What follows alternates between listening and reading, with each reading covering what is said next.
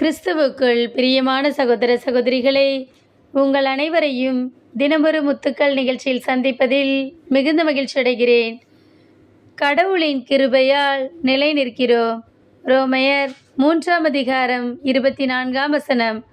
அனைவரும் கிறிஸ்து இயேசு நிறைவேற்றிய மீட்புச் செயலின் மூலம் கடவுளுடைய அருளால் இலவசமாய் அவருக்கு ஏற்புடையவர்கள் ஆக்கப்படுகின்றனர். பிரியமானவர்களே, நாம் ஒவ்வொரு நாளும் இறைவனின் கிருபையால் வாழ்கிறோம்.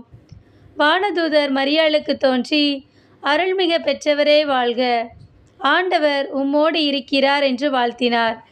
இந்த அருளை பெற நாமும் அன்னை மரியாளை போன்று ஆண்டவரின் அடிமையாக வேண்டும். அப்பொழுது நமக்கும் அவருடைய கண்களில் அருள் கிடைக்கும். கடவுள் நம்முடைய தகுதி, படிப்பு, செல்வாக்கு இவற்றை பார்த்து நமக்கு கிருபை அளிப்பதில்லை. நம் உள்ளத்தையும் எண்ணத்தையும் பார்த்து நமக்கு கிருபை அளிக்கிறார். அவர் நிறைவேற்றிய மீட்பு செயலின் மூலம் அவருடைய அருளாலும் இலவசமாய் அவருக்கு ஏற்புடையவராக்கப்படுகிறோம்.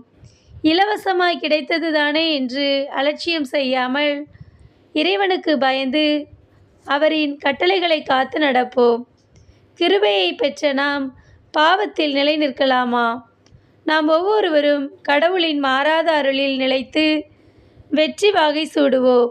நாம் நம்முடைய தாயின் வயிற்றில் இருந்தபோதே கடவுள் நம்மை அவருக்கென அழைத்து அவரின் அருளால் நிரப்பியுள்ளார்.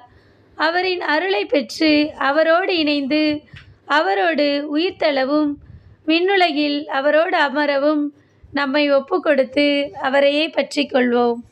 அன்பு இறைவா, இந்த பொல்லாத உலகத்திலே நாங்கள் ஒவ்வொரு நாளும் உம்முடைய கிருபையால் நிலை நிற்க எங்களுக்கு உதவி செய்யும் இறைவா.